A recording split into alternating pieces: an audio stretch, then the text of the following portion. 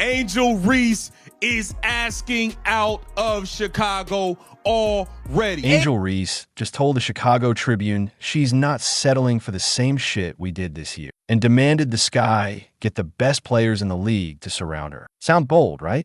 Except here's the twist. She's leading the league in turnovers despite missing weeks of action and can still barely make a layup. She's so bad, she just earned herself a suspension. Reese wanted to overhaul her teammates, but it might be her that the Sky actually need to move on from. So, is Angel Reese the WNBA's biggest hoax in WNBA history? She's definitely no Caitlin Clark. Let us know down in the comments below if you're Team Clark, the baby goat, or Team Reese, the baby giraffe. Let's go. Imagine demanding your teammates get replaced, only to become the one your own franchise might be ready to cut loose. That's the situation, Angel. Reese walked herself into after her comments to the Chicago Tribune. She wasn't subtle either. Reese flat out said she wasn't settling for the same shit we did this year, doubling down that getting good players and great players was a non-negotiable part of her future in Chicago. It didn't sound like a so-called franchise player trying to grow with her team. It sounded like a brat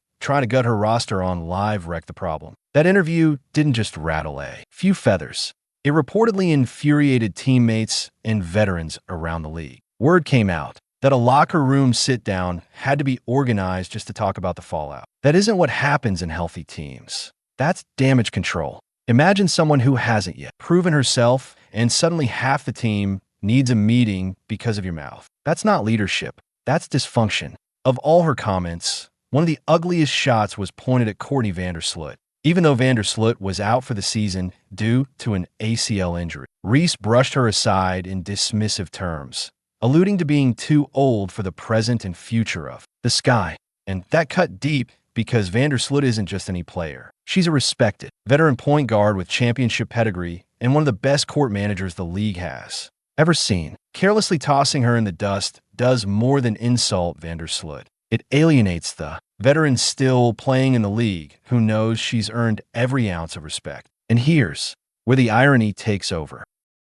The Chicago front office had already gone out of their way to build around Reese. Don't forget, they gave up Sonia Citron, who, by the way, is in the middle of a Rookie of the Year race and already became an all-star in her first year, to bring in Ariel Atkins. That was supposed to be the move that gave Reese exactly what she wanted, established talent to win now. But instead of gratitude, Reese acted like the staff and roster were never good enough. You can't complain about the front office not trying when they sacrificed a potential franchise cornerstone just for your benefit. This would have been frustrating enough if she only went after the veterans, but she didn't stop there. Even younger teammates like Haley Van Leith couldn't escape the shade, implying that the whole team was either too old, too mid, or too soft. Suddenly, veterans felt insulted, younger players felt dismissed, and the one person tying the locker room together ended up being the common enemy. Reese wanted a team rally, but she wound up turning all the frustration inward right at her. And when you look at her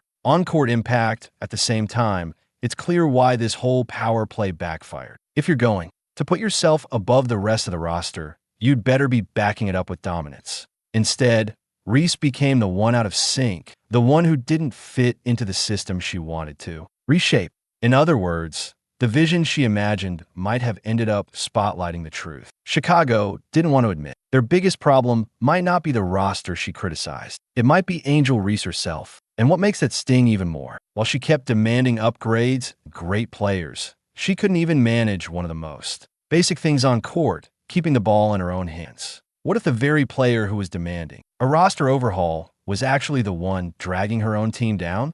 That's exactly what happened with Angel Reese. On paper, she put up numbers around 14 to 15 points per game and a double-digit rebound average. Sounds solid at first glance, but when you look closer, she's leading the entire WNBA in turnovers, despite missing several weeks of action with injury. Think about that for a second. She sat out, played fewer minutes than most stars, and still managed to rack up more giveaways than anyone else. That isn't dominance. That's careless basketball.